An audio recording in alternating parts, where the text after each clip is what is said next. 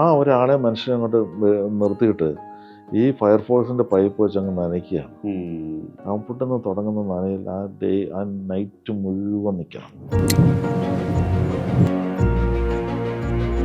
ഒരു ടാബ്ലറ്റ് കഴിക്കുന്നത് വരും 3 ടാബ്ലറ്റ് വെച്ച് എഴുതി വാങ്ങിച്ചിട്ട് രാവിലെ കഴിച്ച് ഉച്ചയ്ക്കും കഴിച്ചിട്ടാണ് ഫൈറ്റ് ചെയ്തിരുന്നത്. ഈ സ്റ്റേഷൻ ഫൈറ്റ് ചെയ്തേക്കുന്നത്. എന്ത് മാജിക് ആണെന്ന് അറിയത്തില്ല. അവിടെ പോയി ആ ആക്ഷൻ എന്ന് പറയുമ്പോൾ ഒരാളങ്ങ് മാറും.